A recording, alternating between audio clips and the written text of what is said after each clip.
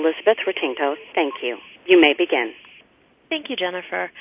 Welcome to the Child Welfare Information Technology Systems Managers and Staff webinar series brought to you on behalf of the Health and Human Services Administration for Children and Families, Children's Bureau, and presented by ICF International. Today's webinar is entitled Estimation for Social Services Systems, Lessons from the Trenches. I'm Elizabeth Martinko. I'm your host today and your moderator. Attendees are encouraged to participate in our webinar with questions and comments. All of the participant lines are muted now, but we will open them for the question and answer session at the end of the presentation. However, please be aware that you can submit questions at any time using the GoToWebinar chat feature, and those questions will be addressed during the Q&A session or throughout the presentation. Should we run out of time, we will respond to your questions via email, or should you have additional questions, you may submit those to me at the email address listed on the slide. Also, if you have any topics that you'd like to recommend as potential webinars in the future, please do not hesitate to contact me at the email noted above. The Division of State Systems within the Children's Bureau continues to provide a series of monthly webinars supporting information sharing and discussion. Understanding who is attending the webinars helps to identify content that is applicable for everyone participating in an agency's CWIS efforts. Please select one of the 5 categories listed above so that we can get a better idea of who is participating in our audience today.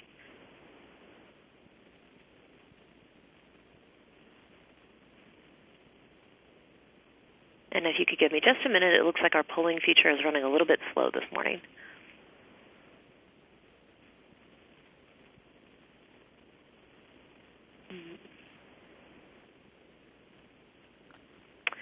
Well, I'll tell you what, it's not working, so in the interest of keeping things moving forward and getting right to the content, William, I'm going to go ahead and turn it over to you without doing the poll today. All right.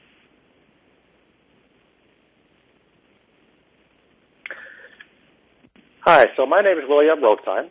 I'm the Chief Executive Officer and founder of Level 4 Ventures, and I've got a 30-year history specializing in cost estimation. So I'm very enthusiastic about cost estimation. I really like it. It's something I spent a lot of my life working on. So far, I've estimated more than 500 projects, including many, many projects in the social services domain. So I've done multiple social services estimates for states including California, Florida, Texas, and Colorado, as well as looking at data and analyzing data from about a dozen other projects. Also participating in this will be Les Fujitani. He's the project director for the Child Welfare Services project in the state of California, so he'll be talking about some experiences there. And also Duc Truong, who's the IT services manager and architect for California. He'll be talking about also some social services related estimation activities as well. So next slide.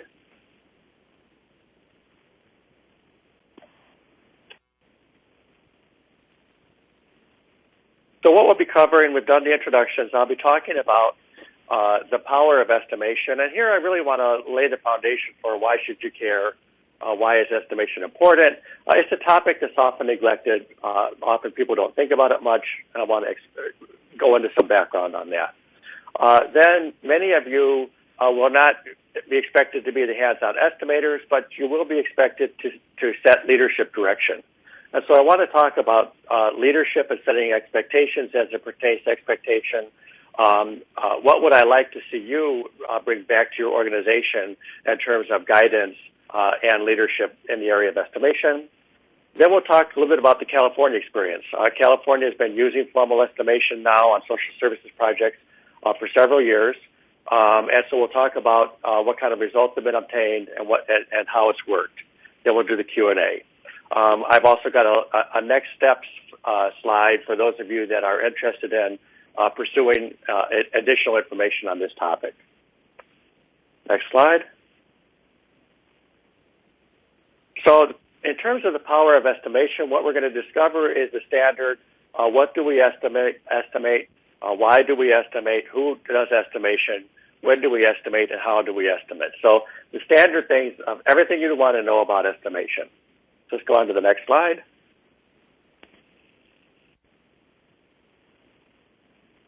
So when people talk about cost estimation, immediately what comes to mind is I'm going to go to somebody or some organization or I'm going to apply some process and I'm going to come up with the cost. And they think, well, that's what estimation is all about. But that's really only a very small subset of the world of estimation. So certainly estimating the cost is one component. But there's other components as well. For example, we want to be able to estimate the schedule. How long should something take? Should this project be deployed in 6 months? Should it be deployed in a year? Should it be deployed in 2 years? In many cases, schedule can be as important as cost in terms of planning and in terms of setting expectations. We also want to look at effort. And effort is important not just in terms of as a driver of cost, because obviously with information technology, the labor is a big component of the cost. But effort is also important because we want to know what skills are we going to require and how many full-time equivalents or how many people will we need in order for this to be successful. So if you've got a project going forward and it happens that you're going to need 75 Java developers at some point in time in the project, well, you certainly want to know that because you want to make sure that you've got the project staffed to have that many developers available when they're needed. And then another component that's useful to look at is benchmark data, estimating based on benchmark data, the forecast for the number of defects. So for this project, this complexity of project, this size of project, how many defects would we expect to see? That's useful because it helps set expectations in terms of testing. It helps set expectations with your end users. And it also helps you to know whether if a project does have quality problems, in other words, more defects than expected, you want to know that as early as possible so that you can take corrective action.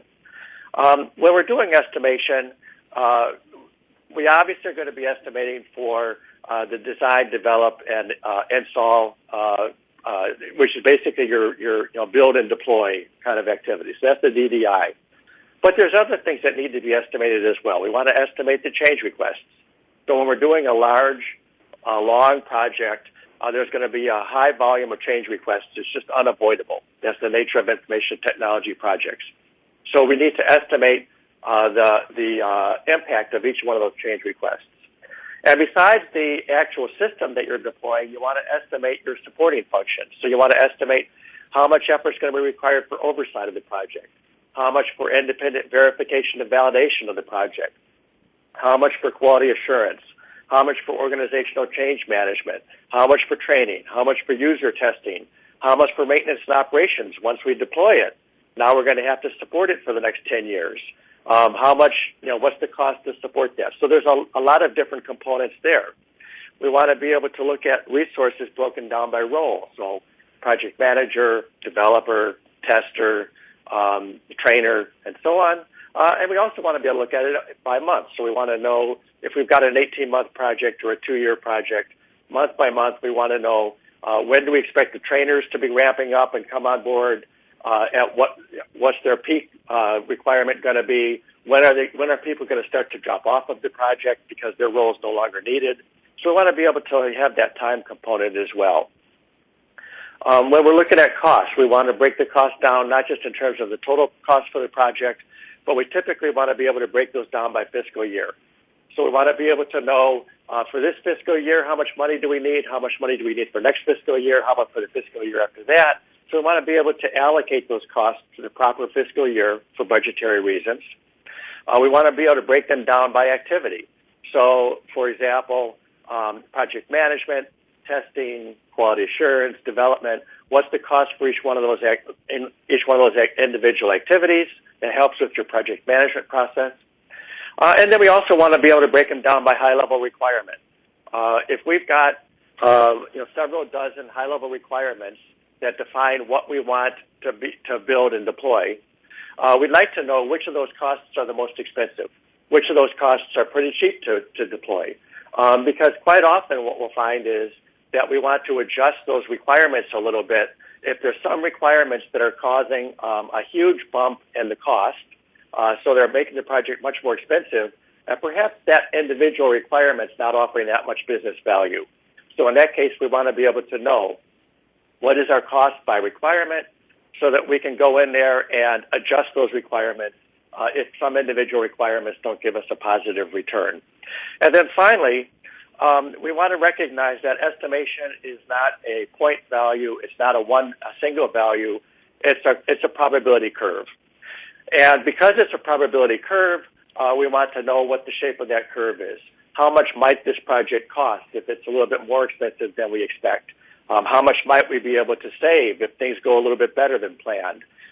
Same thing for schedule and so on. We also want to look at risk as part of our estimate, because when we're setting our budget, we not only want to budget for the things that we know we have to do, but we want to identify risk mitigation activities that need to be taken. We want to identify components of risk that we want to have contingency in place for, and we want to make sure that some of those risks are going to become a problem. There's no such thing as a large project where none of the risks turn into an issue or turn into a problem. And we want to make sure that when things do become an issue or do become a problem, that there's some budget available to resolve that and to work with it. Next slide, please.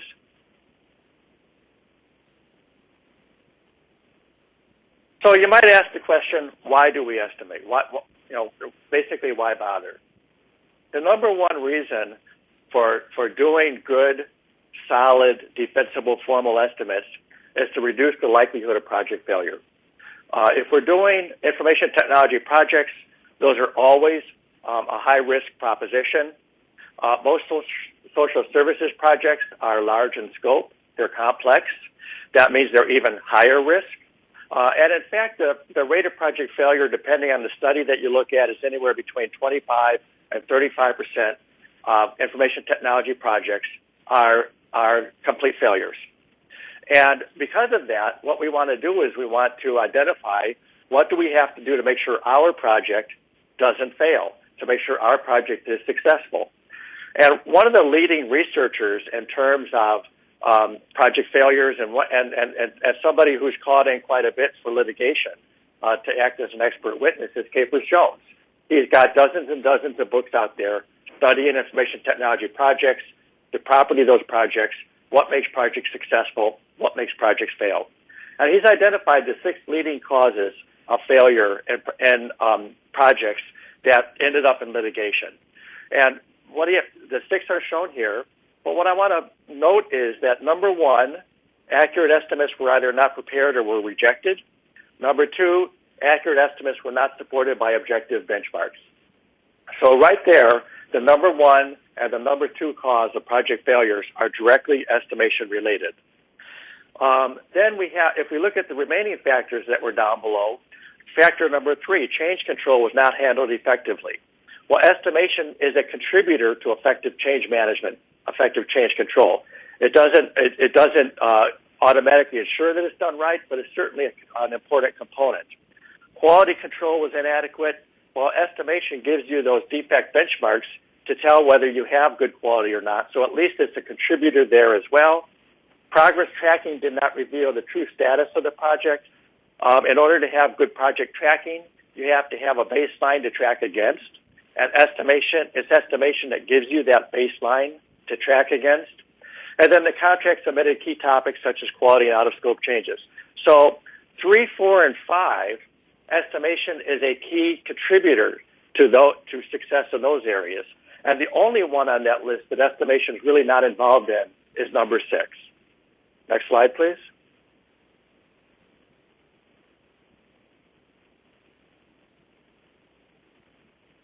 Now, when we're estimating, why do we do it? In addition to avoiding project failure or turning it around to having successful projects, because that's what we want is successful projects, we estimate because we have to budget. We have to go back to our legislatures. We have to go to the federal funding authorities. We have to go to people and get money for the project. In order to do that, we have to have budgets that are defensible and that are the right amount of money. So we have to use it for budgeting. We need to use it for feasibility studies. So, for example, if we're looking at costs and benefits about replacing a system, major upgrades to a system, any kind of work that we're doing in the information technology world, at some point we have to say, here's the benefits of doing this work, here's the costs, and here's why it's a good idea. And so the estimation helps with the cost component of that. And then to justify the funding. It's not enough to just magically come up with a number. and say, here's how much budget I need. You have to sell that number to a lot of people to convince them that it's the right number.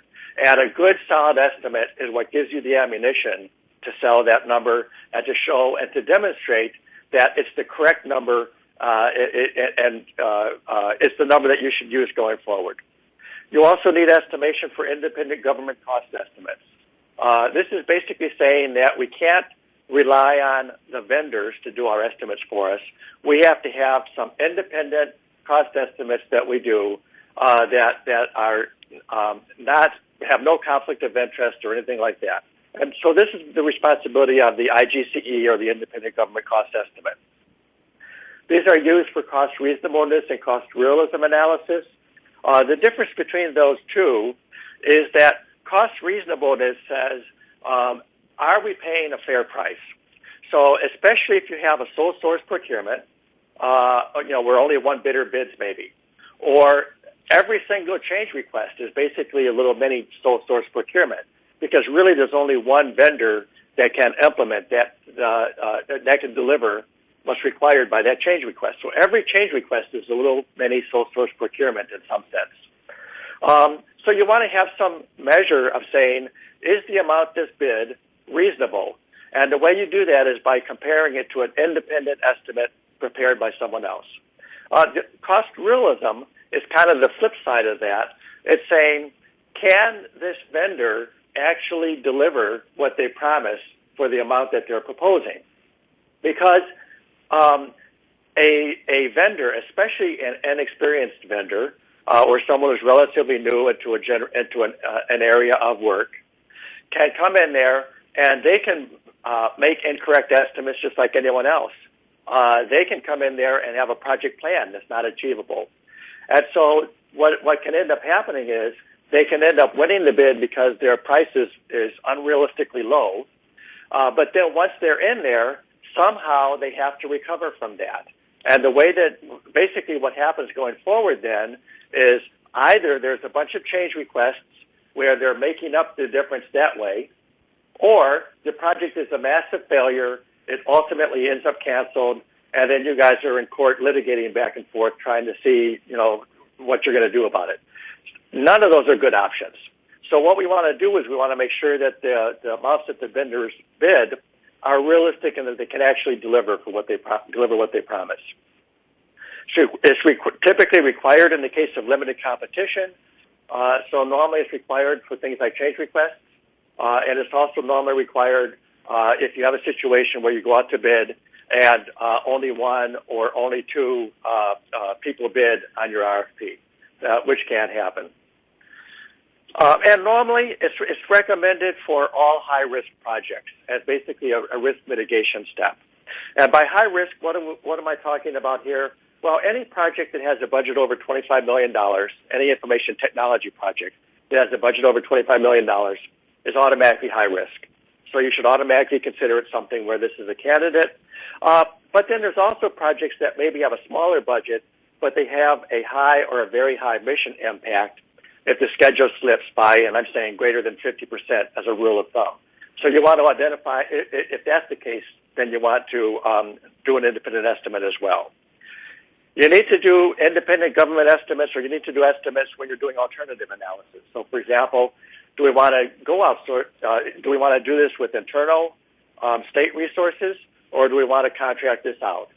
Do we want to do this with a transfer system, or do we want to do it with a commercial off-the-shelf software system, or a built-from-scratch system, or whatever?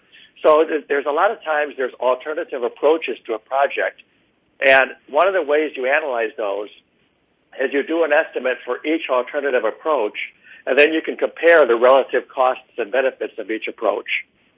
And then finally, we want to estimate the amount of effort required for government work. So even if we're going to go off and we're going to have a vendor come in, and the vendor is going to do all the development work for us, so they're obviously going to need to estimate their component of the work as part of their proposal process. We still are going to have a responsibility. We're going to need to be involved in the requirements phase. We need to be involved in the oversight phase. We certainly are involved in the acquisition phase. We're going to need to be involved in the user acceptance testing phase. There's a lot of deployment activities that we'll be involved in. So the government will be involved in a lot of activities, even if we're outsourcing much of the work. And we want to know, for those government activities, how many full-time equivalents will be needed, when will they be needed. So we need to do estimates of that type anyway. Let's go to the next slide. So when we're doing estimation, who does the estimates? Well, one of the kind of default approaches that's used by a lot of state government agencies is to rely on the vendors to do estimates. And I spend about half my time working with state government agencies and about half my time working with the major vendors, helping each with estimation. So I have a full insight into how the vendors work here. And what I'll tell you is that the vendors at the pre-proposal stage, so this is when you're doing a request for information, you're basically trying to, you're exploring alternatives and so on. And so you ask the vendors to tell you about what would something cost. And I'll tell you that the people that prepare those estimates are the vendors' marketing people. And when they're preparing those estimates, they don't really care very much what it's going to cost to actually deploy it. What they care about is what will it take to get you to go out to bid, to go out to put out an RFP. Because those marketing people, what they want to do is they want to move the project forward. They want to get it going. And they're going to tell you whatever they think you want to hear in order to get that project moving forward. Then the next level is we have the proposal draft stage. So now the vendor's working on a proposal. And at that point in time, the technical staff will come in, they will analyze the project, and they will internally, within the vendor, determine what they think it will really cost. And so there you get a true estimate. But that's the first time that those technical staff have normally been involved in doing that.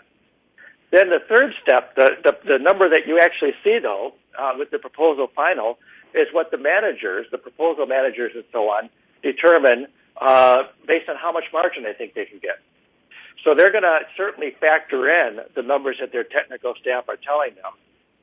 But really then it becomes a question of, what will the market bear? How much do they think it will take to win? So really the only one out of those three that's a true estimate is that one in the middle. The second place you might look is to state technical or management staff, your project managers, your technical folks who are the hands-on folks. Unfortunately, though, often these people have limited or no estimation-specific expertise. It's just not something that's taught as part of project management curriculum very well. It's not taught as part of software engineering curriculum very well. So it's not something that's taught very well. And this is not limited to, it's not throwing a stone at state staff. This is true with federal agencies. This is true with commercial Fortune 100 companies. And in general, people who are responsible for doing the hands-on work, they understand how to estimate their own work, the things that they're familiar with. But in terms of formal estimation, they've normally had very limited training. So then your third option, independent government cost estimators, often these are contractors, not always though, but there's somebody that takes it on as their role or one of their role descriptions to be an estimator.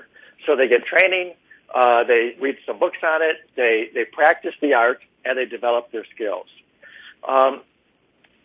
Where I see this used routinely is in aerospace and defense. So aerospace and defense, there's a lot of companies out there that specialize in this kind of area.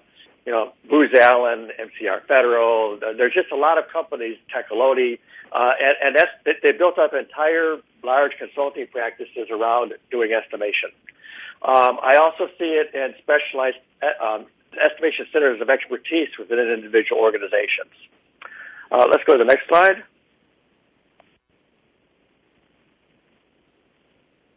So when do we estimate? Well, we estimate at the feasibility study stage, at the budget definition stage. Then we estimate again when we're doing the acquisition. So this is at the build and deploy type acquisition. We estimate again as we're doing change control, so all of our change requests during the build and deploy work. We estimate whenever we're in a recovery or turnaround situation, so if a project does get behind, if it does have slips or something, you have to go back and redo all your estimates. Then we estimate when the project is transitioning. So this may be transitioning to a maintenance and operations steady state. So the development work is done, the project's deployed. Now we need to go into maintenance and operations, a year-by-year budget to keep the system running. Or we're transitioning it from the vendor to the state. So, for example, IBM or CGI or Accenture or whoever is done with their work, now they're going to turn it over to the state, and the state's going to take responsibility for operating it and maintaining it. Let's go to the next slide.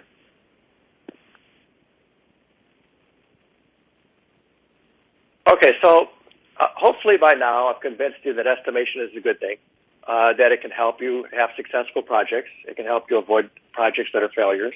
It can give all kinds of information that's useful to you as managers. So how do we estimate? Well, I start with non-estimates. So non-estimates are things like, what do we want it to cost? What will competitors bid? What's in the budget? And the reality is that most estimates in information technology are non-estimates. Most estimates fit into these categories.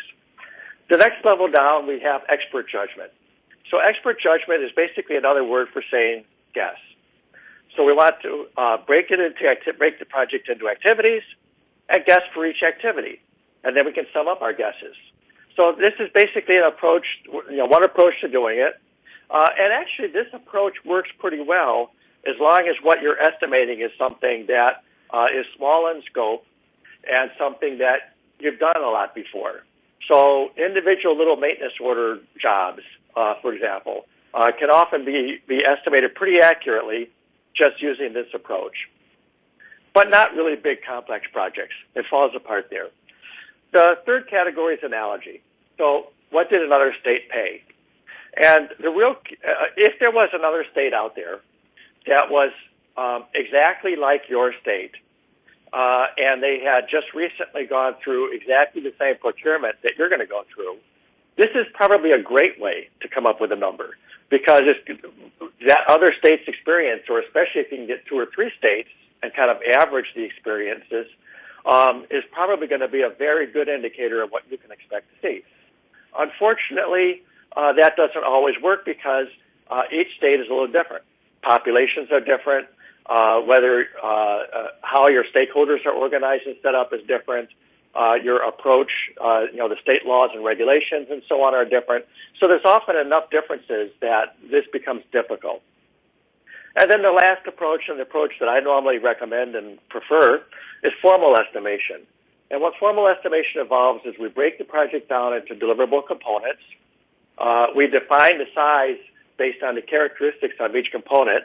So, how many reports, how many pages, how many interfaces, and so on. Then we use historic benchmark data to convert that size into effort, cost, schedule, and all the other components of an estimate that we're interested in. Let's go on to the next slide. So that's kind of in a nutshell why we estimate, how we estimate, and so on. But your role, obviously, you're not normal. I wouldn't expect that most of the people on this call are going to go off and bring up an Excel spreadsheet and start doing estimates. So what you're going to be doing, though, is setting expectations. And what I would encourage you to do is to set high expectations. There's this myth that's been spread around that it's impossible to estimate information technology projects, or it's impossible to accurately estimate them, or that overruns are just a fact of life, that you have to, of course it's going to double in size, that's just normal. And in fact, that's not the case. In fact, people have been sold a bill of goods by people that don't know how to estimate. That estimation is impossible when it's not true. So I'm going to talk about what makes a good estimate, pushing back against excuses and selling the benefits, and encourage you to, as I say, set high expectations in these areas. Let's go to the next slide. So what makes a good estimate? And one component that immediately is going to leap to your mind is accuracy. In other words, A good estimate is one that is accurate and it accurately forecasts what the ultimate cost will be, what the ultimate schedule will be, and so on. And that's certainly a critical component of a good estimate. But there's other elements of a good estimate that should be present as well. A good estimate is comprehensive. So it has to cover everything that has to be done and not leave anything out. So all too often we end up with a situation where the cause of problems with our estimation is not with the parts that were estimated. The parts that were estimated perhaps were estimated accurately, but that there were major components that were left out. For example, I've seen project estimates where data conversion was just left out and not addressed anywhere. And then it came time to do data conversion. The people kind of looked at each other and was like, well, who's supposed to do that? And where's the money for that? Oh, we don't have it in the budget anywhere because it was left out. So a good estimate has to be comprehensive. And that's partly a responsibility of the business unit to make sure that all the components are there, but it's also a responsibility of the estimator to make sure that nothing's been forgotten. A good estimate has to be credible. All too often, people are standing in front of control agencies. They have a number in a spreadsheet for what the cost of something is going to be, and they have no reasonable basis for defending that number. And so you're basically saying, trust me, but I have no idea how the engineers came up with this number. And this is just too important of a thing for that to fly. We really, if we're standing in front of the legislature and we're trying to justify funding for something, if we're standing before a federal agency and we're trying to justify funding for something, every single component of our estimate we should be able to point to exactly how we got to it, and why it's the right number, and how we back that up, and so on. And that makes that estimate credible, defensible, and so the funding will be approved. It should also be replicable and auditable, and this kind of comes from credible estimates. What I mean by this is, if another estimator came in and were to walk through the work of your estimate, they should be able to follow step A to step B to step C to step D. Yes, I understand. Yes, I agree with each step. And then they should be able to come up with more or less the same number that you came up with. If you do 2 or 3 estimates using 2 or 3 different approaches, they should come up with the same number, more or less. I mean, we're in the world of probabilities here, so if they're off by 1% or 2, that's fine. But really, someone else should be able to come in and end up with the same results that you ended up with. They need to be timely. What I'm saying here is that even when a project is at the early stage and the requirements are very high level, we should be able to do an estimate. We can't say, well, it's impossible to estimate until we have detailed technical requirements, because you get those too late. You need to be able to estimate with a higher level than detailed technical requirements. And then finally, they should be traceable. And by traceable, what I'm talking about is traceable back to the driving business functionality that you're going to deliver. So if there's a set of business requirements, we should be able to trace the estimate back to the individual business requirements and say which business requirements are driving our costs. Let's go on to the next slide.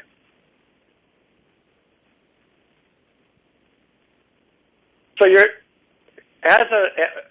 when you're going forth and leading estimation improvement, there's going to be people that push back.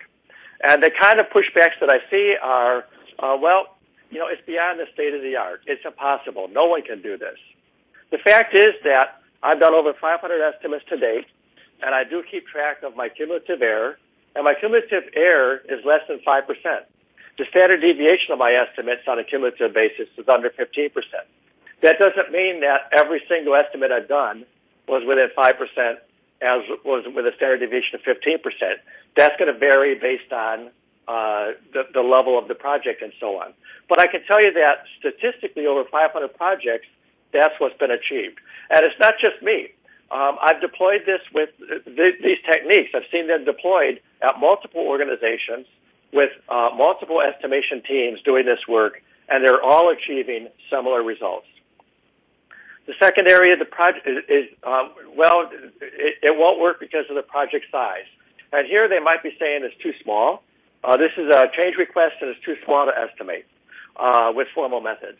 Or it's too large. This is a really large project and the models don't work, the historic data is not there, and so on.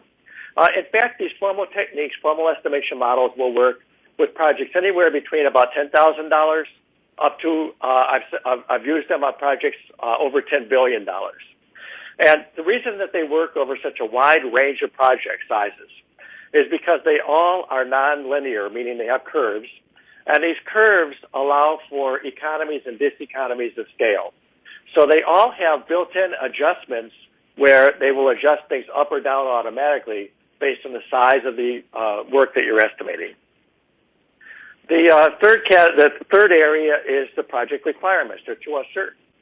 We can't really estimate until we have a detailed set of technical requirements. The business requirements are too vague for us to do an estimate.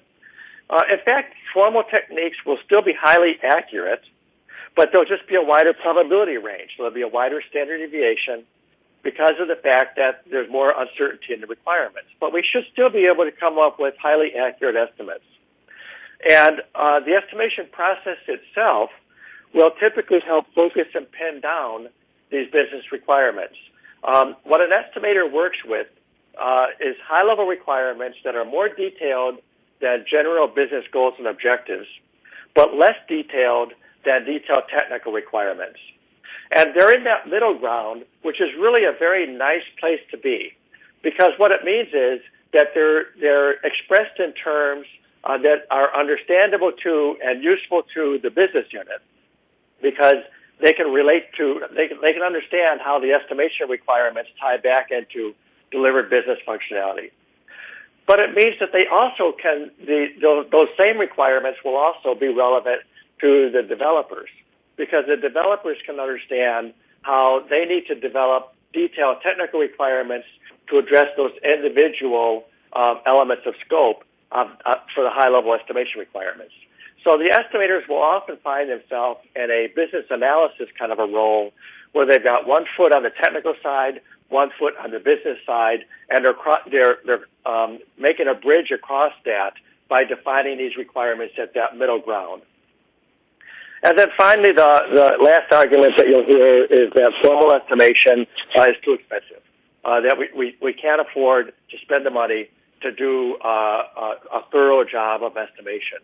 And what I would argue is that you want to spend now to save later. You're going to be, ultimately, first of all, when you're doing estimation, you're providing a good, solid foundation for project planning. You're reducing acquisition of project risk. You're improving project quality. You're helping to support the management decision process. You help identify opportunities for efficiency improvement. And most important of all, you're radically reducing the probability of project failure. And for all of those reasons, spending money at the beginning of a project to do formal estimation is money well spent. Let's go to the next slide.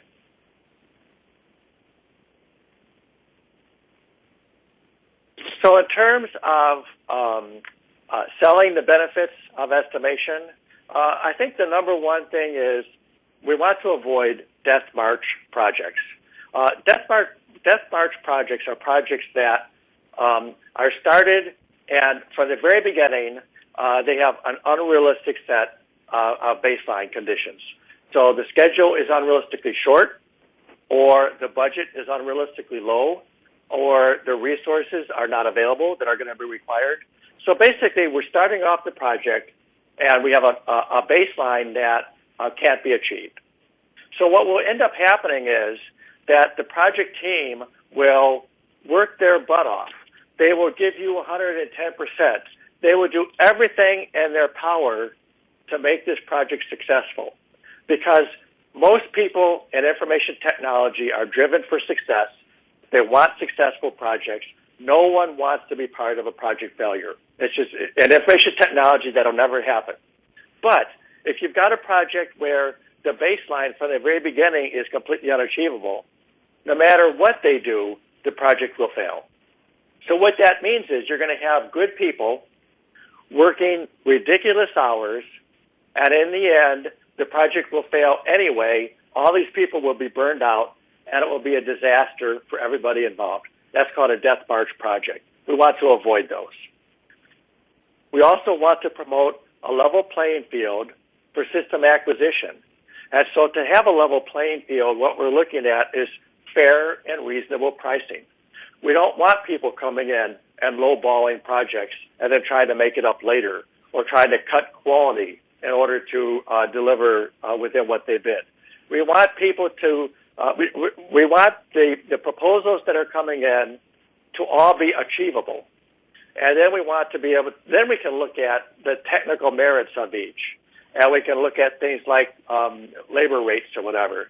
But really what we want to make sure is that all of the, we want to structure the acquisition so that all of the proposals that come in are fair and reasonable, given the vendor's proposed solution approach. We also want to have, and I'm going to say low-stress projects that accept change as integral to the process. Coming into a project, an information technology project, and expecting that there will not be change or that there will not be risk problems, that there will not be risks, is naive. It's not going to happen. So let's plan for it. Let's budget for it. And let's have a project that, from the very beginning to the very end, deals with risk issues that come up in a natural, integral way, using a budget that's already established for that. Let's deal with changes that come up in a natural way, using a budget that's been established for that. Let's make sure that we have an adequate budget so that people can do the work correctly, so that we're going to have good quality, because they have enough time to deliver good quality and they have enough resources to deliver good quality. And so there's nothing to stop them from doing good quality work. And when we do all of that, what we end up with is projects that, I'm not going to say don't have problems. Every project has some problems, but the project overall is low stress and ultimately successful. And then finally, let's budget to maintain our systems so they stay viable. What I find all too often is that even if people do a good job of estimating the development and deployment activities, they give very little attention to what it will cost to maintain and operate the system. And the vendor salespeople that are working to put together the proposal, they're going to be focused primarily on the development work, and the maintenance and operations is going to kind of be a side show. It's something that they're not even thinking about that much. But the fact is that over the life of a system, the majority of the money is spent on maintenance operations. It's not spent on development and deployment. The majority of the money is spent on maintenance operations. And the reason for that is because you have to spend a significant amount of money on an information technology system to keep it working. Even if you deploy something, and at the moment you deploy it, it's absolutely perfect, it has no defects whatsoever, and it fully meets the end user's needs. So even if there was obviously that's not possible, but even if that were possible, from that moment forward, a month later, a quarter later, a year later, that system is diverging from that absolute perfection. Things are beginning to break. Forms have changed, so there's no longer valid. The laws have changed. Regulations have changed. Tax tables have been updated. People have moved. There's all kinds of change that happens in the world. And as the world changes, as technology changes, as the entire environment around us changes, that software has to change with it, or else it's going to go backwards. It's not going to stay the same. It's going to go backwards and get worse and worse. And so we have to spend money just to stay in the same place. Let's go to the next slide.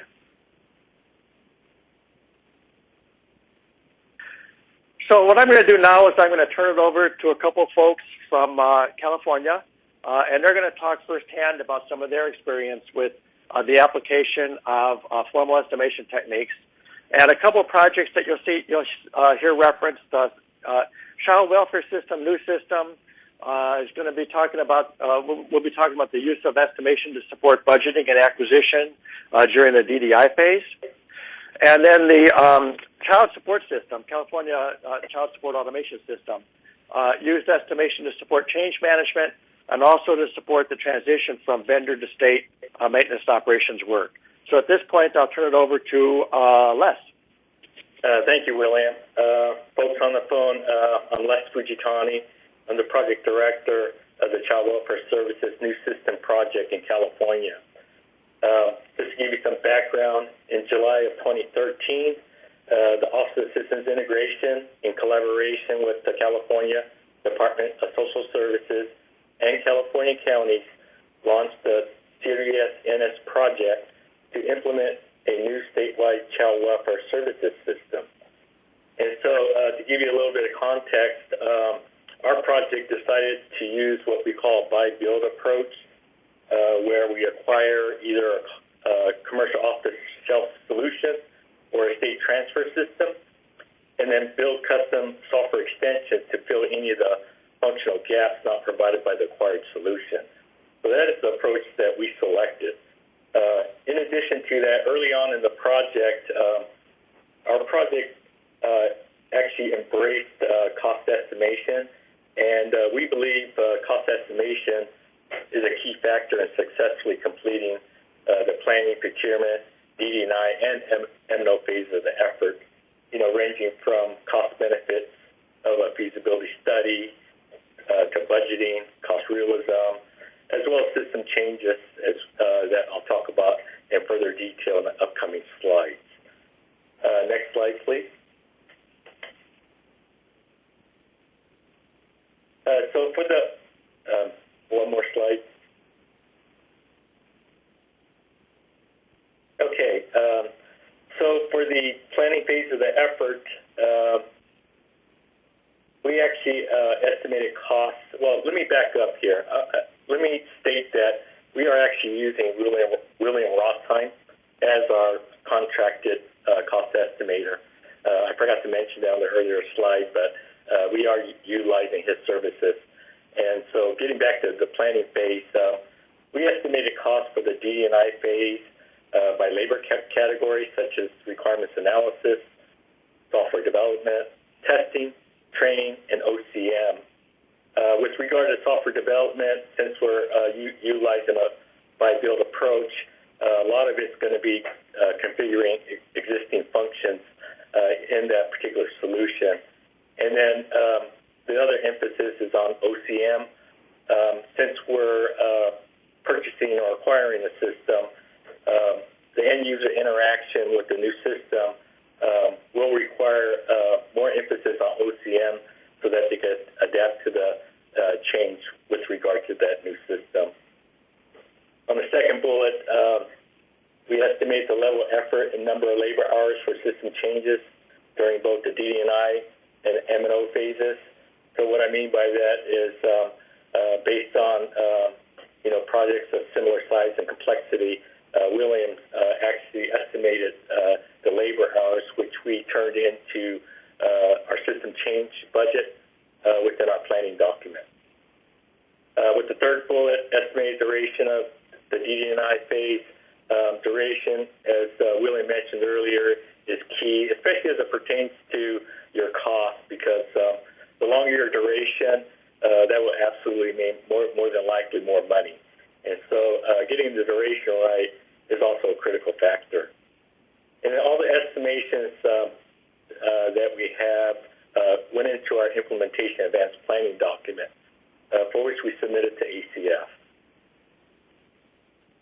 Next slide, please. The procurement phase. So since we're utilizing a buy-build approach where we're acquiring either a COT solution or a state transfer system, our actual requirements in our RFP are at a high level. It's more of what we consider a business-based procurement rather than a custom build where you have a lot of detailed requirements. So as Willie mentioned before, again, our RFP has requirements at a higher level.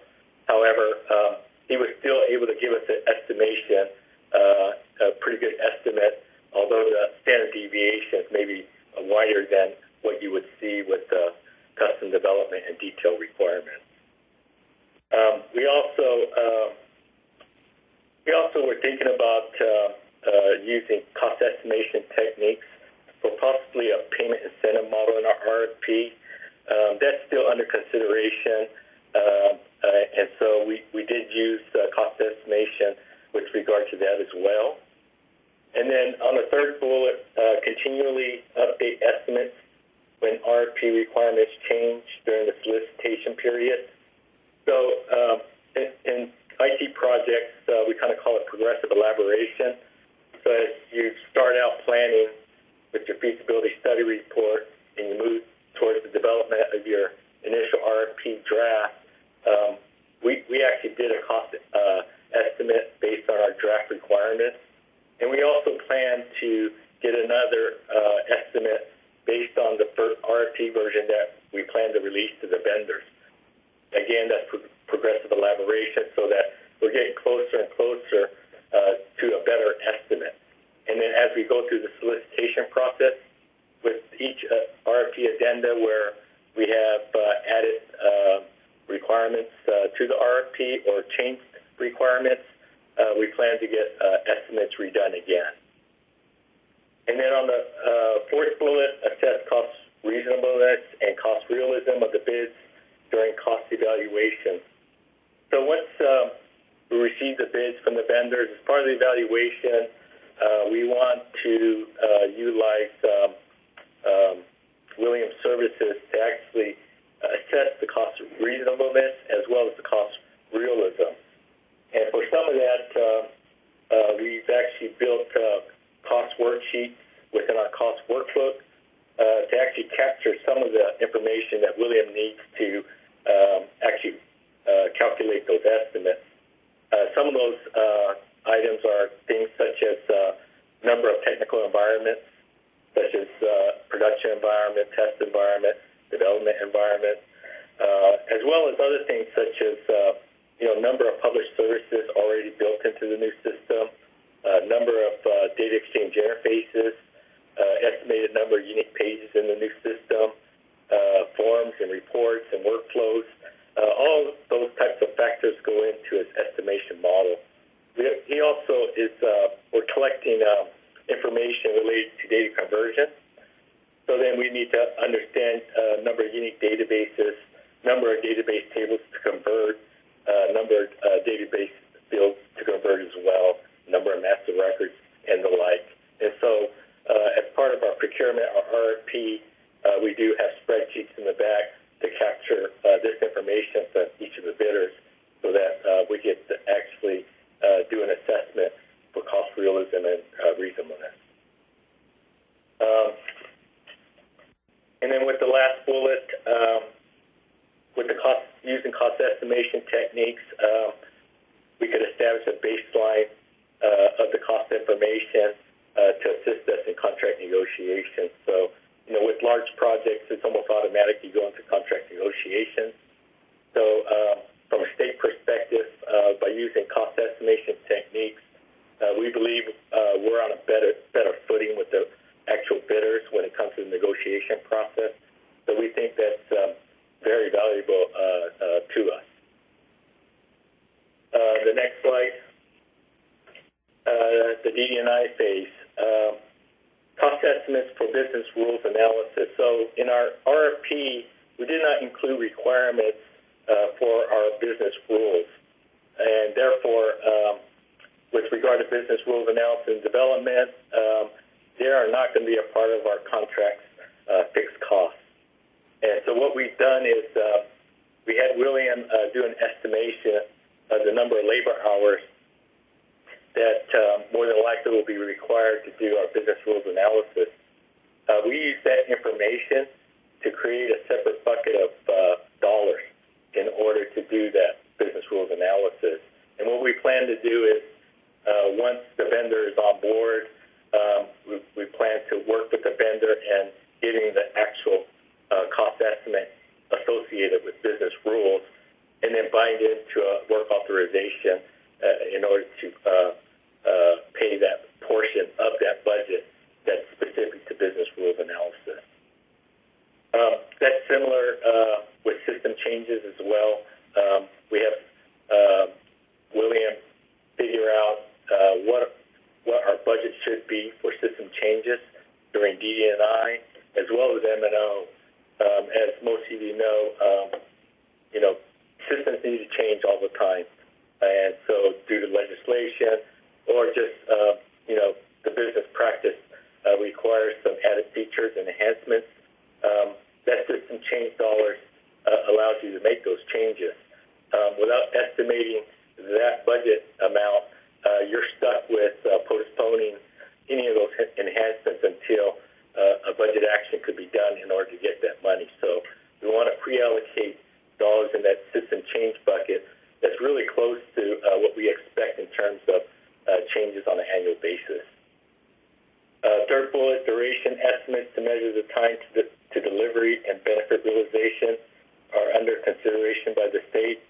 So what that means is we want to deploy maybe 70% of the functional requirements in our RFP as soon as possible. And because of that, we're calling it, business value delivery, where we're going to give incentive. We're thinking about giving incentive points during the evaluation to encourage the vendors to come up with an approach based on a shortened schedule with a lot of benefits from a business perspective to our end users. And what I'm talking about is rather than a single phase effort, that we're looking into breaking up our project into multiple phases so that there'll be phase releases until a point in time when 100% of the functionality is actually implemented. So we're looking into that. We're also looking into quality estimates to measure defects. We're taking that. We're actually looking into that as well to try to encourage vendors to ensure that whatever they deliver is at a level of quality that's accessible to the state based on benchmarks from other projects and Williams estimates. Next slide, please. And on the last slide has to do with M&O phase. Our state is planning to implement what we call a sourcing strategy during M&O, where we are going to have all of our M&O services broken up into categories. And those categories, William assisted us in estimating costs associated with those service categories. So down the road, when we're actually in the M&O phase, if the state decides to insource it, that particular service category or categories, that we can actually remove those costs out of the contract. So it's not only insourcing. Our state may also want to re-outsource to another vendor certain service categories, as well as another category called co-sourcing, where there's actually a split between the state and a vendor in providing those services. So again, we have a sourcing strategy. The costs are associated with those service categories, so that from a contract perspective, we can actually remove those costs from the SI vendor's contract. And then lastly, as I mentioned earlier, we're also going to use cost estimates for system changes during the M&O phase. That's all I have, William.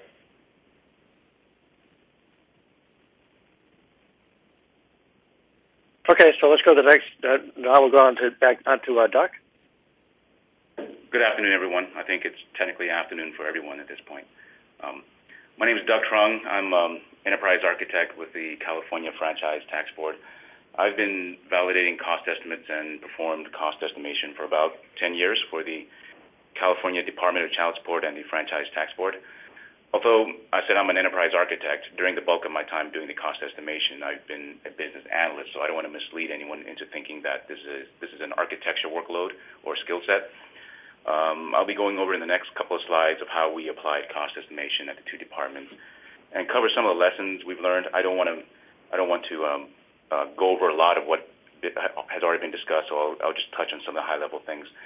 So in 1999, the California Department of Child Support Department of Child Support Services was created. One of the mandates was to build a statewide child support system. Franchise Tax Board was brought in as the agent to help procure and implement the system. At the time, the California Child Support Automation System, or CSAS, project was the largest social services project from all the states. We saw a lot of change requests come in, some for hundreds of thousands of dollars, some for millions. We used cost estimation to validate the costs in the change requests, which included a lot of what William talked about earlier, such as covering cost of development, testing, maintenance, and operations. Near the end of the project, there were less funds, and the larger change requests stopped coming in. During the M&O period, we found that the same process and methods could still be applied to much smaller efforts. I think William mentioned earlier that this is one of the excuses folks give for not doing it because the project size being too small. But we found that we could still do it and get value out of it.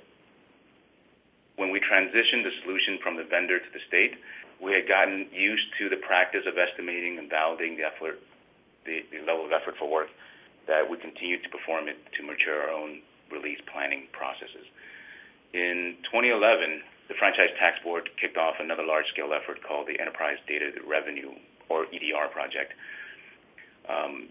It is our modernization effort to bring common services to replace our legacy systems. So the technical environment for EDR was very, very different from CSAS in that we weren't building a single system for a brand new department. We have a lot of legacy systems that are impacted by the new services. So to account for that total cost, we had to bring a consistent method of capturing the cost estimates with our legacy systems. So what we're doing now is we're starting to build up enterprise-level cost estimation program to start tracking that total cost of ownership. So on the next slide, I want to go over a few lessons that we've learned over the years. The first thing was getting over the need to make things perfect. The general rule that we have is that what we've seen is that the better you are at estimating, the better your estimates. But you can't go from not doing it all to getting it perfect, so we had to set some baseline expectations. Even if we started with a WAG, if it was consistently applied and done, we're better off than not doing it at all. And if we were able to start folks using expert judgment, that's one of the things that William mentioned earlier, as long as it's consistent, we're continuously getting better. Eventually, we want everyone to follow a common method, what we call function points analysis. This falls under the formal estimation category that William covered earlier. So that was the first lesson we learned. The second lesson was dealing with the cultural aspect of it. We found that there's an anxiety level that we had to deal with because this is a new kind of work for a lot of people. But for others, it has been traditionally fall into the responsibility of the developers. Often when it goes to the developers, it's too late in terms of estimation because a lot of times they were already starting the work. What we had to do was spend time to show that this is an established, repeatable process that can be performed up front and that we could provide a lot of help so the analysts don't feel like they're doing this alone. So the need of getting our change management folks to trust this process was another big lesson for us. The next thing was to get our management team to understand the difference between what was reasonable versus what was expensive. This is lesson William covered this a little bit. When our contract folks see the dollar amounts, just the straight dollar amounts, they always wonder why things cost so much. Our job as estimators is not to talk about how expensive things are, but rather is the cost reasonable in terms of the listed or agreed upon labor rate. It really was worth sitting down with our contract team and our management teams to have them understand the estimation models we use to show them how we come up with an assessment if something is reasonable. It is really their job to reduce the cost.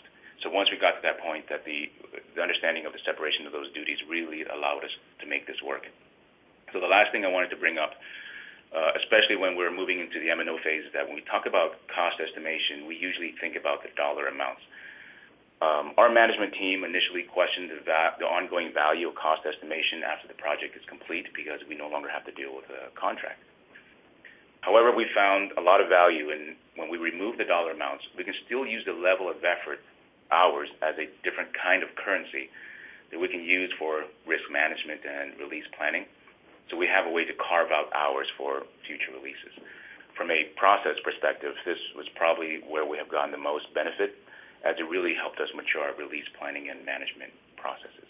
So those are I think the biggest lessons we learned over the last few years working with the two departments. So at this point, I'm tossing it back to you, William. I think we're ready for questions and answers. Thank you. I'm sorry. Go ahead. Nope. I was going to say, Jennifer, if you can tell us how folks can line up on the phone for questions, that would be great. Absolutely. We'll begin the question and answer session now. If you would like to ask a question, please press *1, unmute your phone, and record your name clearly. I do need your name to introduce your question. If you need to withdraw that question, press *2. Again, to ask a question, please press *1, and it will take a few moments for those questions to come through. Please stand by. Okay, and while we're waiting for people to line up on the phone for questions, I do have two that have come in online. The first one is, what stage is the California project in now? And then the second one, I'm not sure, we might need a little more information on the question. It says the total cost and the percentage of the estimate contract with William. So I'm not sure that is a full question. So maybe if the questioner could sort of rephrase that and send it in. But what stage is the California project in now? Okay, this is Les Fujitani. Right now we're in the procurement phase, and so we're in the process of completing the RFP, and that RFP will be released between now and Christmas. Okay. And Duc, you should answer because your Duc's project is different from Les's projects are different from Les's projects. So for the EDR project, well, the child support project ended around 2010. The EDR project, we're going into our last release this winter. So from that point, we're entering that transition period where the state takes ownership. All right. And on our open phone line right now, do we have any questions? There are no questions on the phone at this time. Okay. Elizabeth, this is Joyce Rose. Hi. And hi, I have a question to answer our distinguished panel. Sure. Historically, completed projects show that rework figures hover somewhere between 40 and 60%, and that task is often not included in project estimates. In your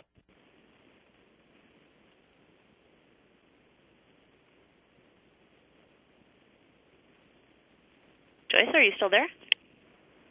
I'm sorry.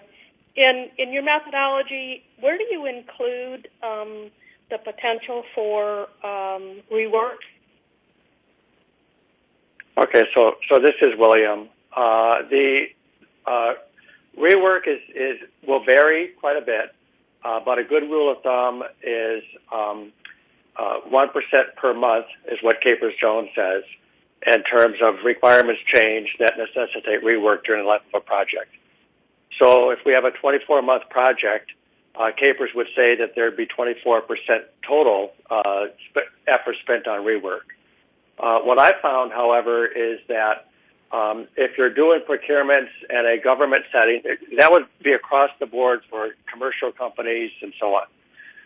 If you limit it to strictly government projects where you're under contracts with formal change management, which is normally the case with large social services projects, the rework is normally more close to 7% per year. So in the models that we use, we have an allowance that will be made for requirements-related rework, requirement change-related rework. And by default, those models are set up to allow for 7% per year and change.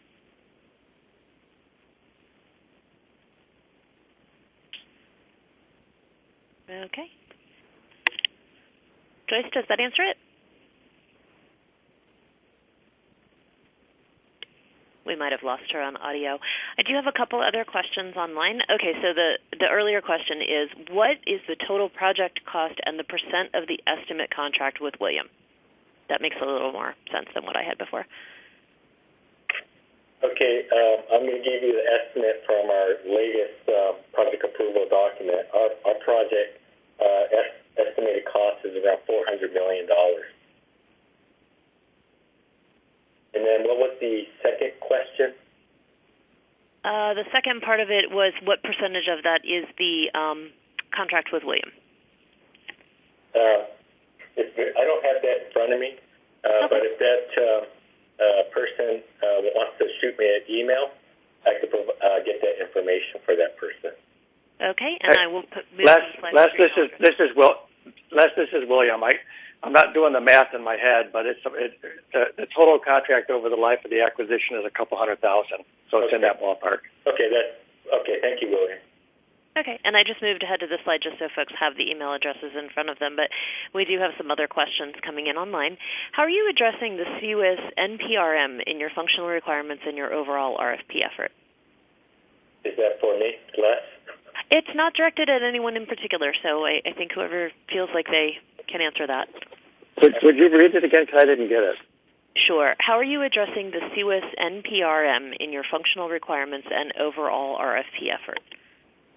So from the new system project, we were well aware that the NPRM was coming up soon, and we also knew that our RFP was going to be released probably during the same time period.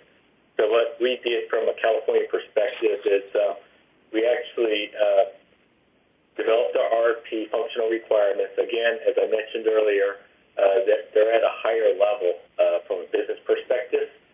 So we still plan to release that RFP, but concurrently we're also doing an analysis of the NPRM for two reasons. One, to see if there's any impact on our business functional requirements, and then two, where California may have some problems with some of the rulings. But again, we are going to do an impact analysis of the NPRM on our RFP. If, in fact, we need to change some of the requirements in our RFP, that'll more than likely occur by RFP addenda. Okay. Jennifer, do we have any questions on the phone at this time? We do. We have one question in the queue here, and I wanted to let you know that Rose has joined us once more. Okay, great. Thank you. This question in the queue comes from the Mississippi, I think it was SACWIS project. Go ahead. Mm-hmm. Hi. We're finding this information very useful, and I appreciate it. We had a couple of questions, though, about the availability of people with the right skill sets to assist us with setting up an estimation methodology and process. I mean, how common is it? I mean, how easy is it going to find people with the adequate experience to perform these kinds of functions? And how much time would it take to bring someone in to start to develop those estimates, at least for the DDI phase of the project? Those are great questions. Thank you. Okay, so this is William. I'll take that. First of all, the resources are out there if what we're talking about is formal estimation skill sets. There's an International Cost Estimation Association that has it's certified cost estimating analyst certification. It's kind of like the PMP for project managers, only it's in the world of cost estimation. And the number of people in the country that have been certified by this organization is, I want to say 100 or 200. It's not just a handful. There's a reasonably large number. There's organizations that have staff that literally have hundreds of estimators available. So the resources are available. There's probably, I'd mentioned before that there's more of an emphasis on aerospace and defense for this kind of stuff. So in terms of domain expertise, many of those people are going to be aerospace and defense kind of people, but not all of them. Then in terms of how long does it take to do this, to do an initial feasibility study type of estimate for a typical one of these projects, you're looking at a handful of months. So it's not something that's done in a week or two, but it's also not something that takes like 6 months. It would normally be more like 2 or 3 months to do the estimate.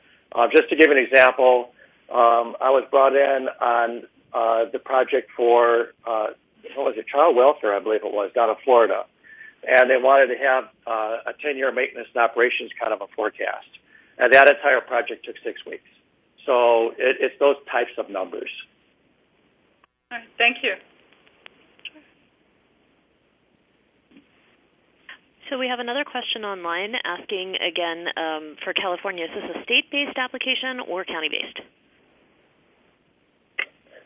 Actually, it's actually not county-based, it's state administered, but the county are the users of the system. Okay. And for the EDR system, I'm sorry, it's completely state-based. Okay, perfect. Thank you. Jennifer, do we have other questions on the line? We have no further questions in the queue. If you would like to ask a question over the phone, press *1 on your touchtone phone. Okay, fantastic. And a reminder, you can also enter questions on the chat box. Joyce, I know that you've rejoined us. I don't know if you had additional questions you wanted to ask. Yes, I have an additional question, and that the question is, does the development methodology, such as Agile, change the estimation approach? It changes the outputs from the estimation. This is William again. It changes the outputs from the estimation because obviously the labor roles will be different. The activities that you're splitting the work into will be different. But in terms of the fundamental approach, it doesn't. It does have an impact on the models. So in terms of the schedule and defects and costs and so on. So it's obviously one of the variables or one of the factors. But it's not a radical shift. You can estimate if you're using a pure Agile methodology. I talked earlier about as your inputs, you can use things like reports and pages and interfaces and so on. And those are normally things that are very understandable to the business unit. So you can estimate using those components, and then turn those components into story points or into forecast numbers of stories, and then apply that during your Agile methodology. Later in the project, when you have a story backlog, if you want to look at your story run rate, and if you want to look at your stories, you can shift the input a little bit and estimate based on the number of stories, and that way you can identify how much time is going to be required, and if it's going to be required per scrum or per iteration. Okay.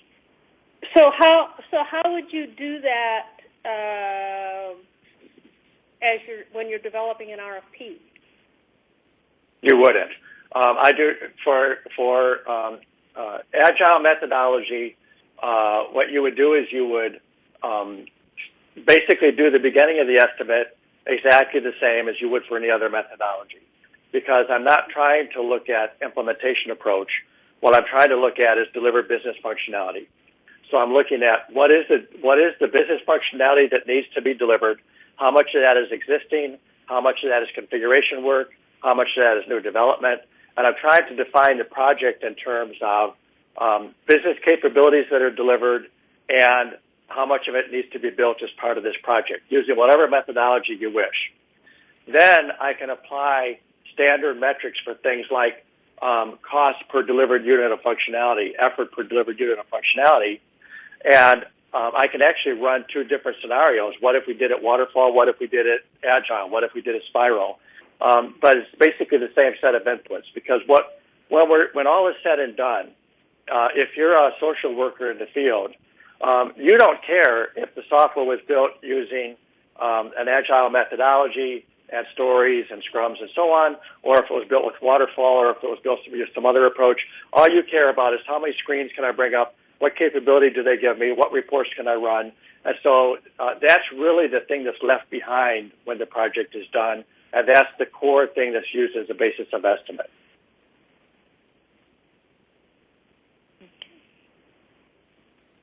Joyce, did you have any other questions? No, I'm good. Thank you. Okay, next question for California. Did you have to customize for the larger counties?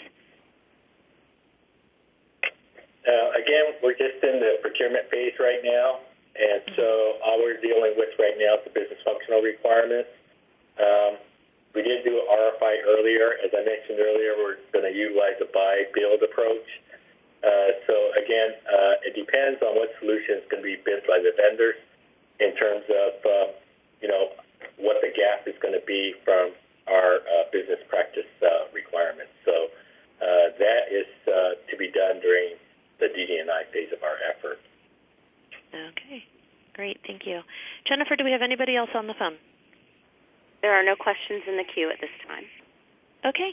William, since we're kind of running to the end of our time, I'm going to go ahead and turn it over to you for some next steps. Okay.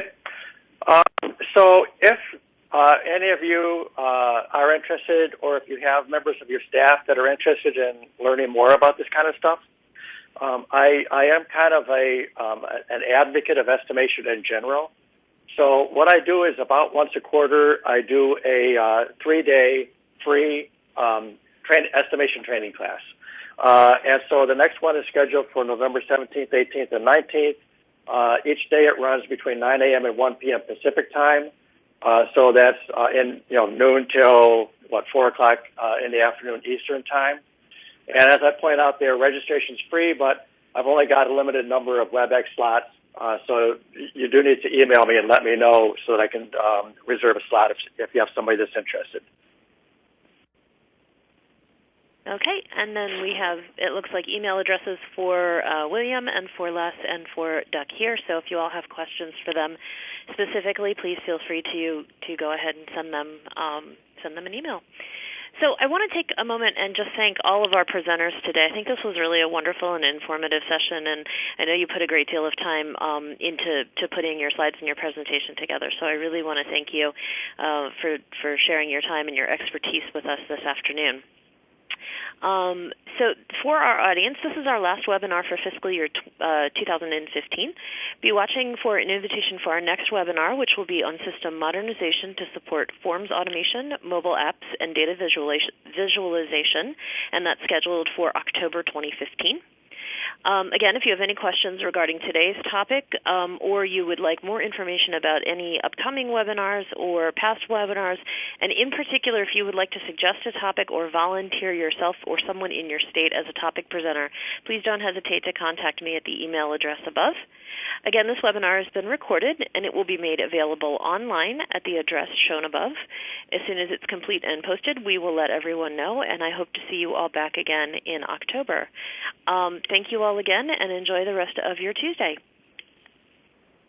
That concludes today's conference. Thank you for your participation. You may disconnect at this time.